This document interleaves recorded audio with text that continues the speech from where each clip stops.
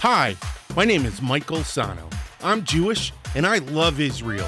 So if you love Israel, if you love being Jewish, or if you have an unwavering connection to the land of Israel, then you're in the right place. Welcome to the 12 Cities in Israel podcast.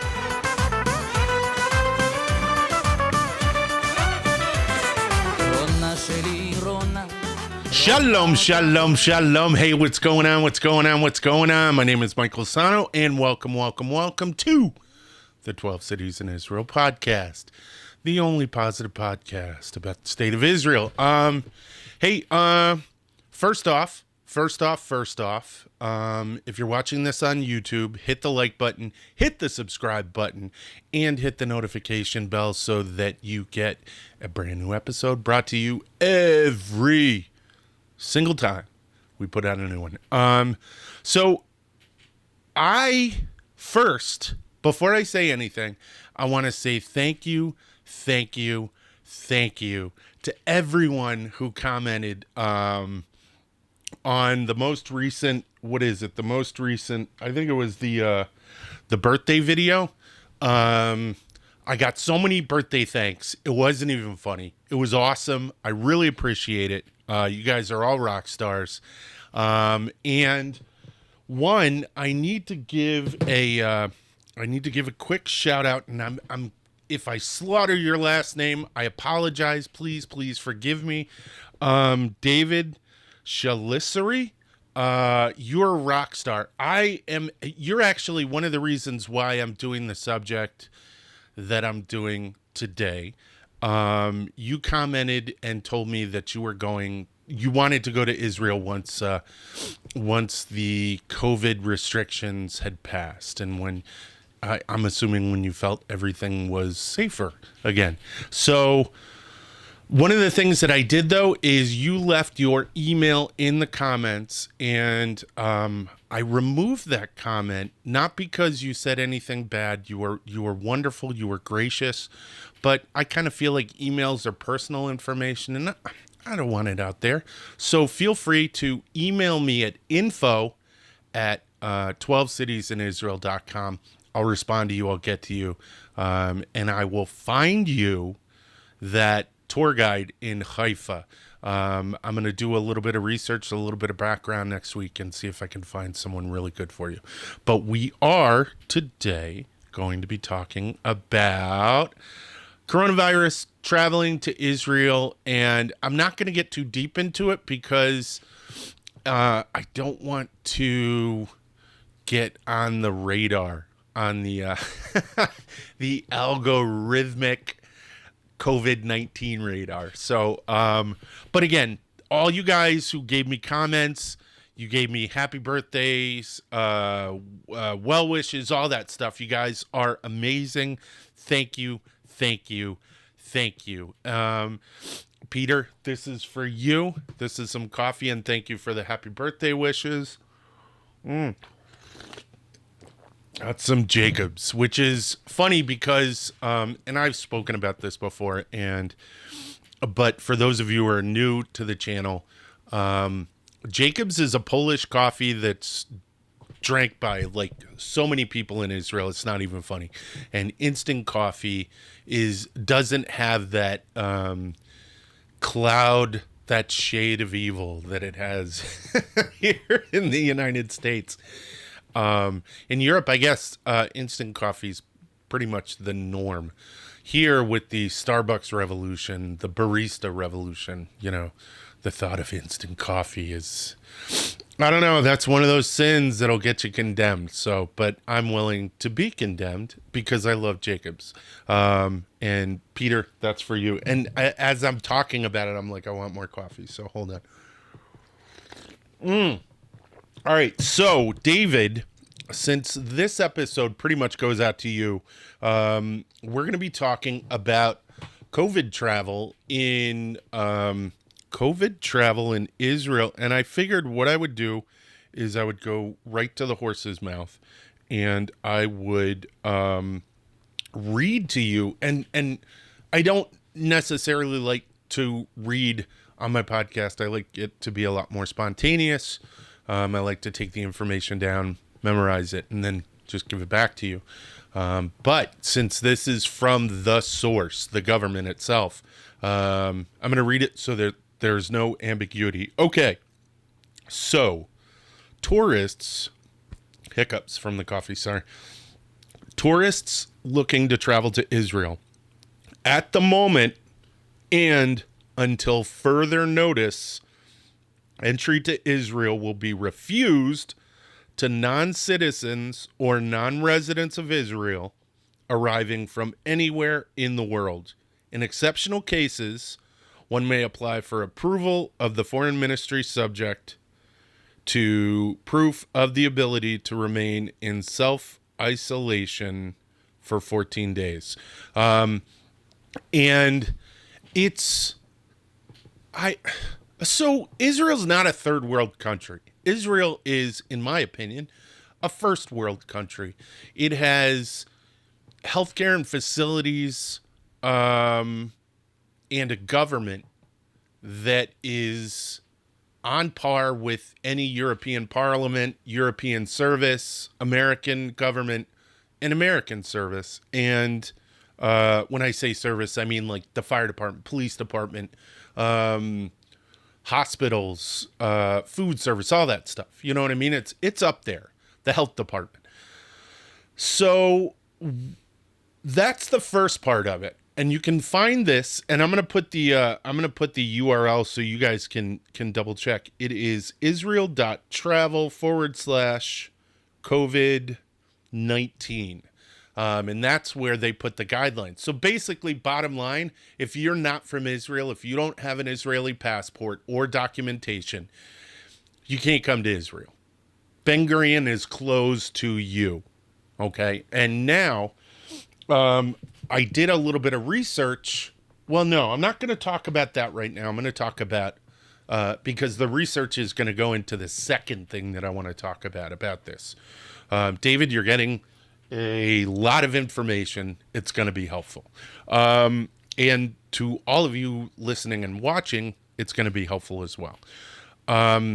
So I mentioned all this about Israel, in my opinion, being a first world country.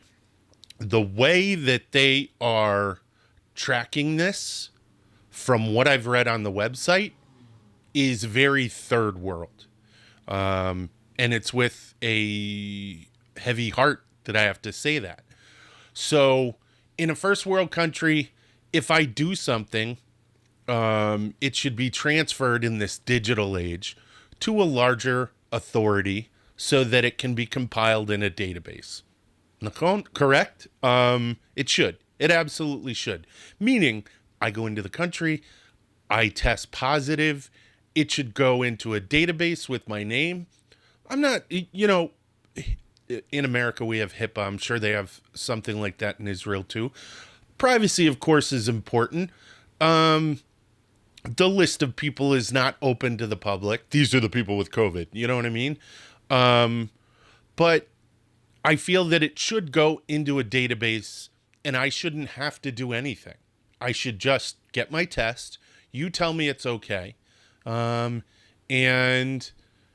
if it's not okay, you log it into whatever large database that connects to whatever other database, even if that's a monthly phone call with a fax or a PDF that's sent over, and then they manually put that into an Excel document. You know what I mean? It's not that hard. They kept databases in the past, in the 50s and 60s. This is not rocket science. But are you ready for this? If you have COVID-19, okay, you are required to reach out to the Ministry of Health for them to be informed that you have COVID-19. So there is a firewall, and I don't know if it's an intentional firewall or if it's, I'm going to say, laziness. If I'm in Israel, the country's small. I just read an article today that there are 6.8 million Jews in Israel, which is less than I thought. and that there's 9.8 million people in Israel. Okay. You mean to tell me in a population that small, you can't set up some kind of hotline that I'm not, so if I forget, but if I decide, you know what, I'm not going to call the Ministry of Health, they don't get that data. How ridiculous is that? You know what I mean? I understand the workload of Magen David. I understand the workload of the hospitals. I understand all of these things. But there are only a number of hospitals in a finite number of hospitals in Israel. All of the cities, they don't have that sprawl that we have in the United States. All of these cities are kind of localized. Some are a little more windy, interwoven. Jerusalem being one of them might be difficult. Tel Aviv might be difficult because of the sprawl.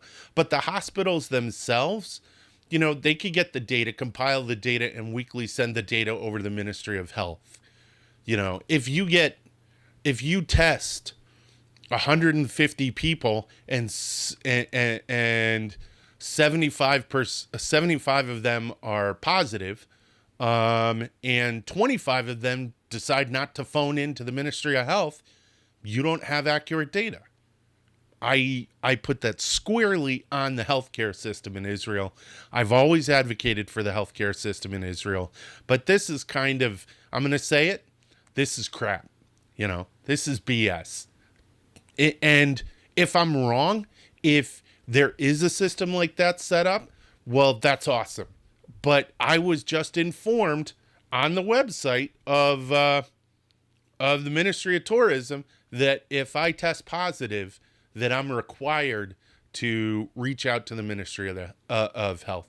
And that's garbage. And I spoke to people who said that the response in Israel has been kind of balagan.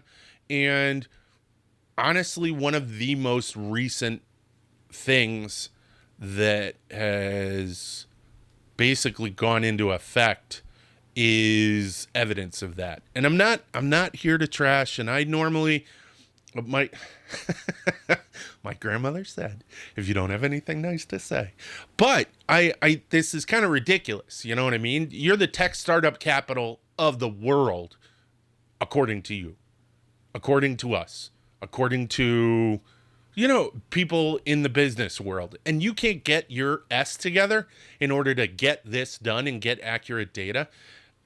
You're telling me that I have to go to the Ministry of Health and give you the information myself?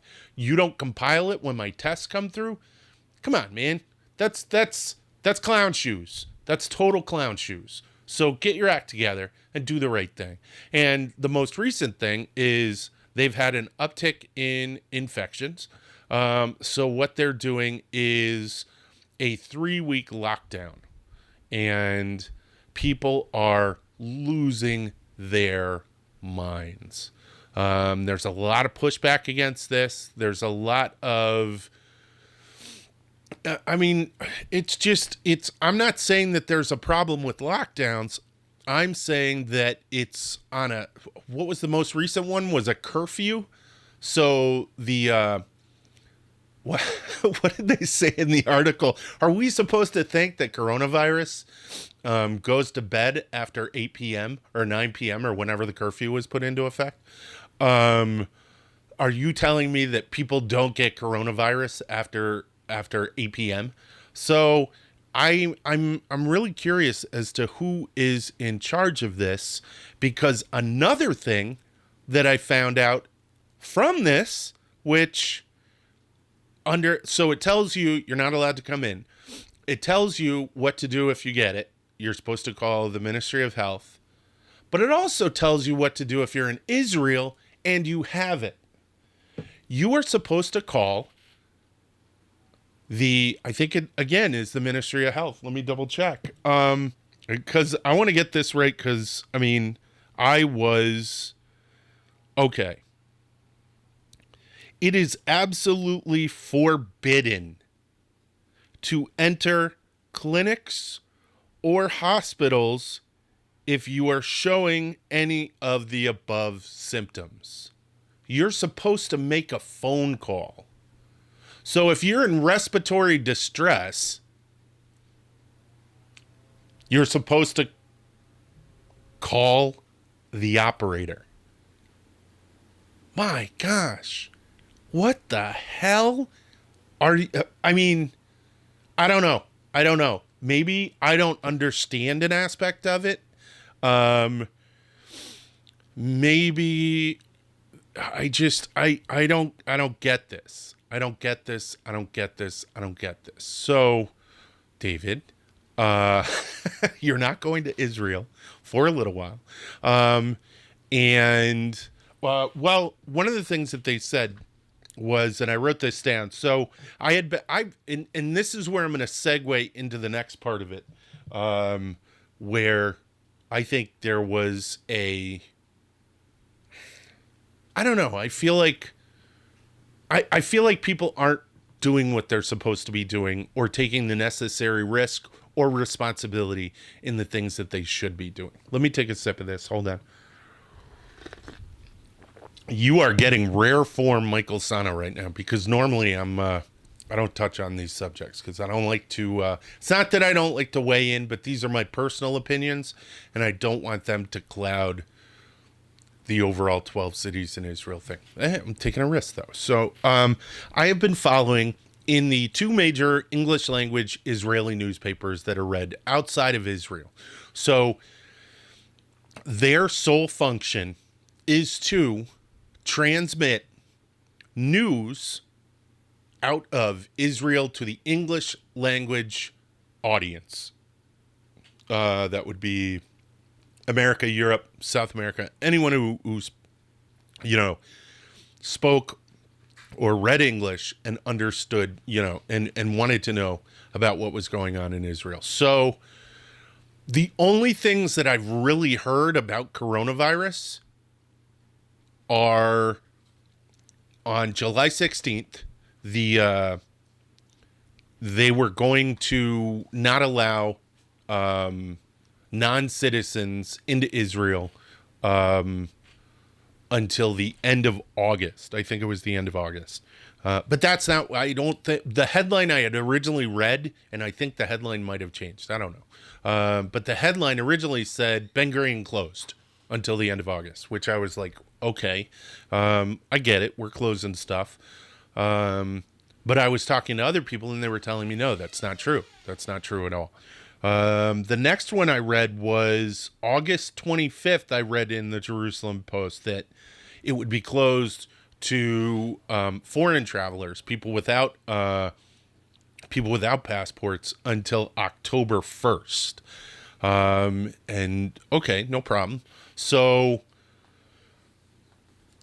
all of these are good pieces of information. All of these are important pieces and needed pieces of information.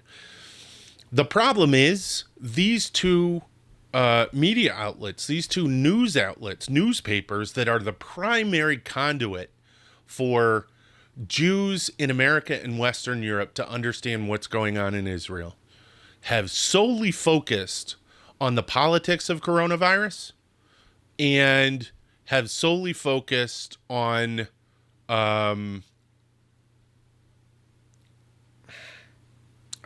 personal opinion.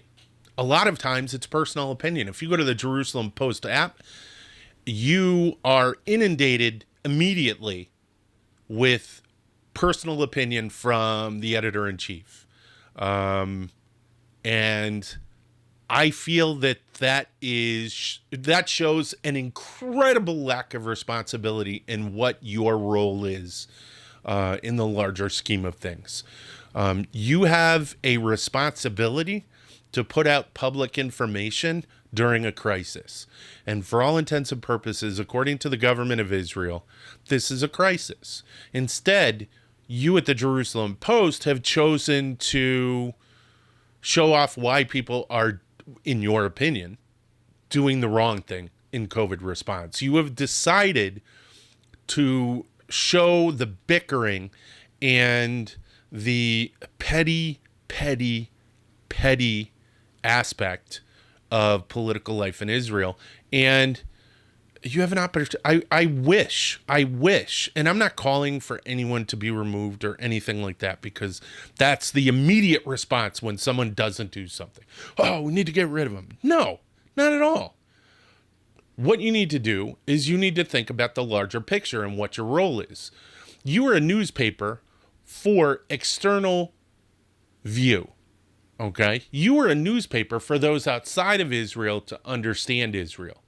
Not a newspaper, an opinion newspaper for people to understand how you feel about what's going on inside Israel. I've run into this a lot, and thank gosh, the Times of Israel starts from the beginning. When you open their app, immediately you are given the news. You're given what's going on. I have an alert thing on my phone. It tells when rockets are shot into Israel. I go to the Times of Israel, and I can find out exactly what's going on immediately, because the Times of Israel takes that responsibility very seriously. And they put that news out there. When there's breaking news, it comes out. The Jerusalem Post has a story about it maybe 4 or 5 blocks down from the main block story, which is how Netanyahu is not doing everything that he could and is killing people in Israel, which he's not. None of them are. Benny Gantz, all of them, they are doing everything that they can.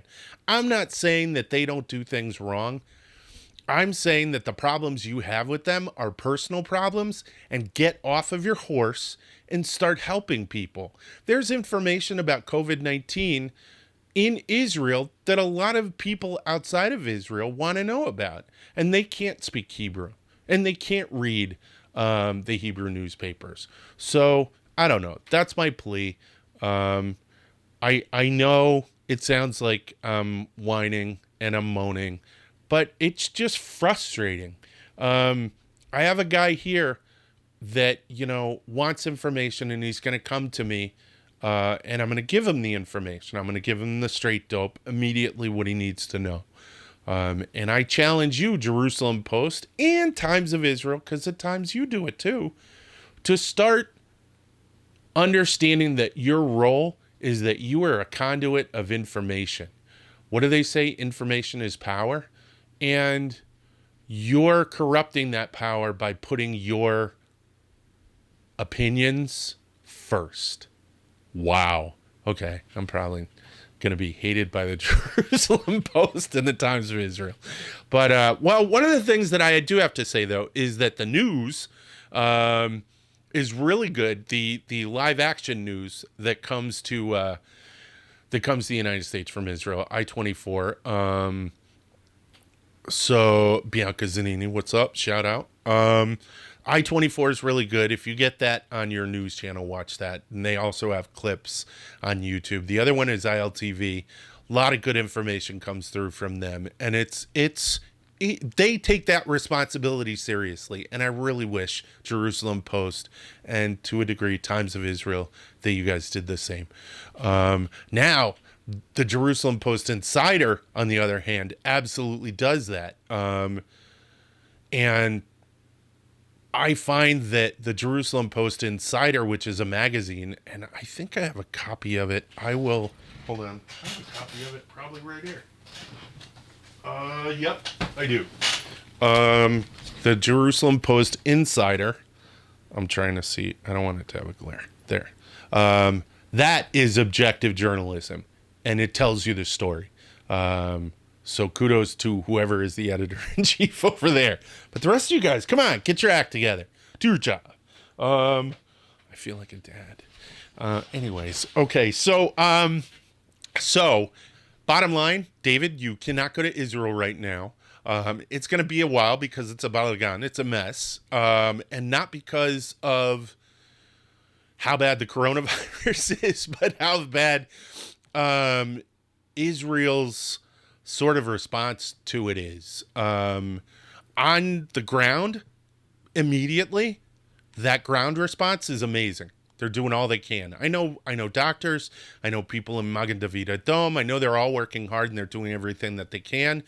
And the government has the best intentions, but is a lumbering mass that doesn't always serve itself well. So it's going to be a little while. But I will keep you in my mind, and I will let you know and let everyone else here at the 12 Cities in Israel podcast viewership and listenership know when Israel is open for business. And open for business is actually what they really want. They want to get back to serving their customers, serving the tourists, serving all of that. I'm reading stories about that all the time. All right, in this last final five, I am going to let you guys know about some work that I did this past week on updating the website. I'm still moving things around to try to figure out what works best. But one of the things that I did is I added an entire page called 12 Cities Hebrew. And what it is it showcases in a slideshow, and it's really kind of cool the way I was able to do it. Pat myself on the back. Oh, my grandmother is losing her mind. Be humble, Michael. But there's a slideshow of all the Aleph Bet up to Dalet, some of the Aleph Bet flashcards, which are going to be for sale in a couple of months. And I also added the couple of examples of the 500 must-know Hebrew words. And on the note of the Aleph Bet cards,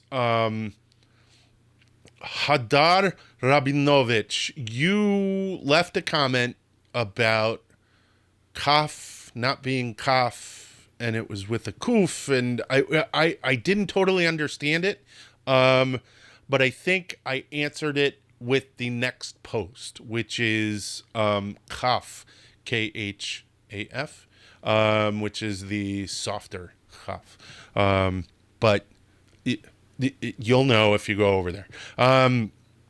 So Hadar, I think I fixed it. But what I want you to do is I do want you to go over to this new page that I set up. I'm going to have I'll have a link in the description here. And I want you to check it out, and I want you to see what we're doing. We are coming up with all kinds of stuff for these flashcards. This, and as I always say, if you want to culturally know Israel, you have to dip your feet into the pool that is Hebrew and try to learn the language. It is wonderful. It is musical.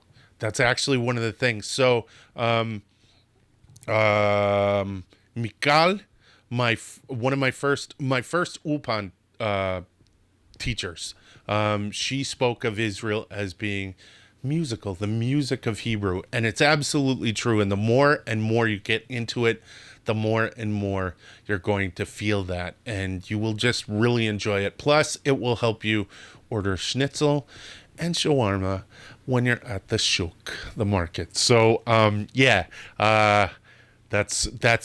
that's my pitch for the flashcards for this episode. Okay, guys, we made it through it. But go over, check that out. I'm putting up brand new flashcards every single day, in print and in script.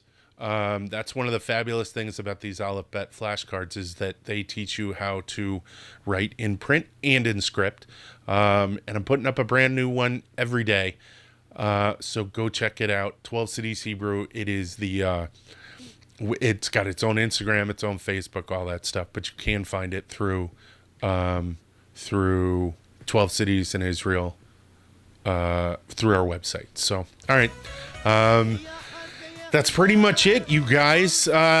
Just remember, like this episode, subscribe to the channel, hit the notification bell, and you can find this podcast not just on YouTube, but you can also find it on SoundCloud, iTunes, Google Play, Stitcher, TuneIn, and Spotify if you want to take it with you.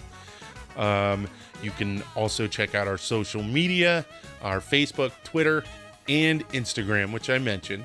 And yeah, that's it. All right. תודה רבה. להתראות ויאללה ביי. הרכות בשפתותיה אין כמוה, אין כמוה, אין כמוה בעולם אין כמוה, אין כמוה, אין כמוה בעולם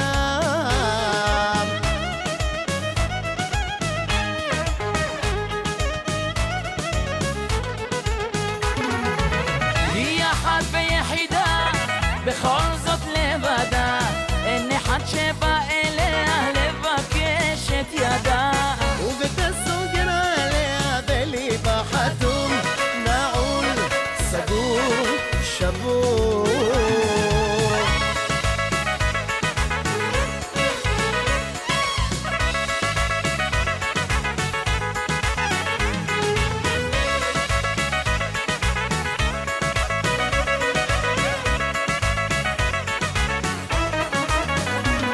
לחישה בלילה והיא איננה גם שרחוקה היא ממני זיכרונה עולה שוב בליבי הלילה איך אותה רציתי כל חיי